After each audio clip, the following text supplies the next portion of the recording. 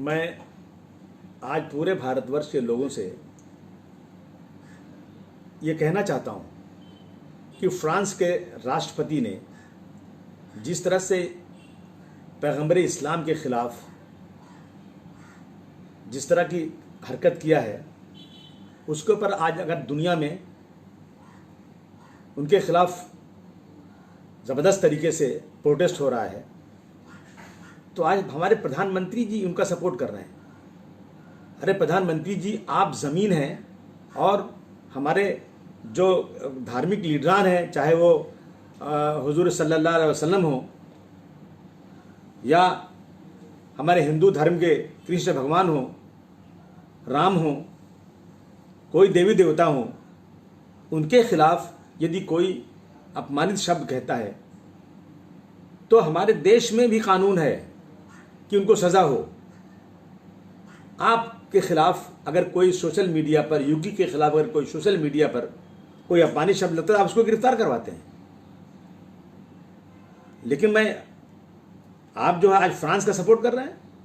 आप याद कीजिए कि पूना के अंदर जेम्स लेन जो अमेरिकन राइटर हैं, उनकी लिखी हुई किताब किसी देवी देवता नहीं, किसी पैगंबर इस्लाम नहीं, बल्कि शिवाजी महाराज की मां को अपमानित करने का लेख था उसके अंदर।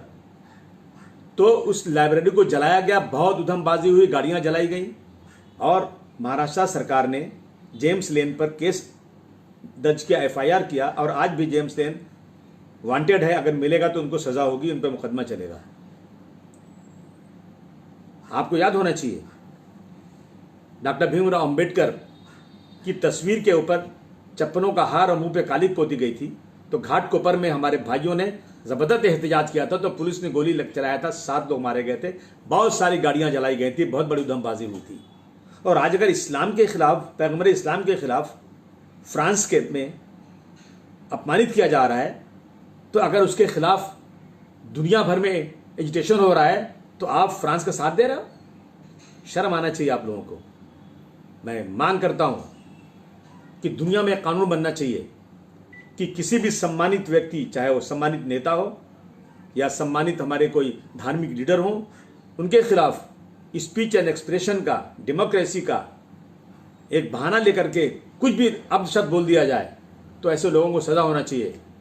अगर आज फ्रांस के राष्ट्रपति किसी इस्लामिक कंट्री में होकर यह हरकत करते तो शायद फांसी के फंदे पर चढ़ा दिए गए थे। इसी देश में गांधी जी ने, सरदार वल्लभ भाई पटेल ने ब्रिटिश के खिलाफ, अंग्रेज़ों के खिलाफ उनके सामान का बाइकआउट किया था, उनके सामानों की होली जलाई थी।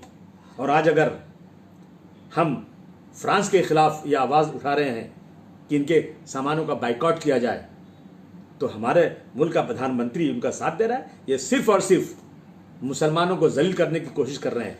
और ये आदमी इतना छोटी ज़हनियत का है कि ये हमेशा इस मुल्क में हिंदू और मुसलमान को बांट कर राजनीति करना चाहते हैं। इसका फ़ायदा बिहार के इलेक्शन देना चाहते हैं।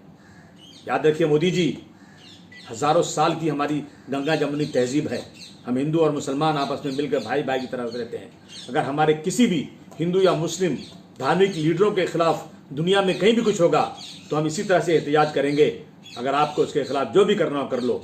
मैं उन तमाम मुल्कों के लोगों को का जो आज फ्रांस के खिलाफ, फ्रांस के राष्ट्रपति के खिलाफ जो आज वो लोग एजिटेशन कर रहे हैं, मैं उन सब का सपोर्ट करता हूँ और मैं निंदा करता हूँ खुली लफ्ज़ों में इनकी। और मैं पूरे देश के लोगों से कहना चाहता हूँ कि ये धर्म की बात नहीं है। हिंदू और मुसलमानों को अलग अलग ज़हन से नहीं देखना चाहिए। हर इंसान को बराबरी का दर्जा देना चाहिए। किसी भी धर्म को, कोई भी धर्म का, धर्म अपना एक अपना पर्सनल मैटर है और हमारा देश धार्मिक है। धर्म के खिलाफ कुछ होता है तो लोग जान देने को तैयार हो जाते हैं। आइए हम सब मिलकर इस लड़ाई को लड़ें। कौन जीत रहा है बिहार? किसकी बनेगी सरकार?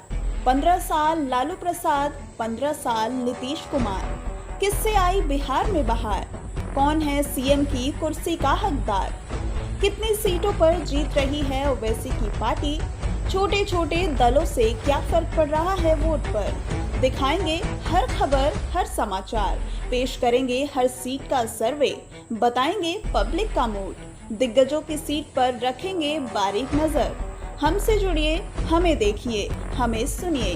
क्योंकि हम आपको रखेंगे up to date. Millat times सबसे पहले।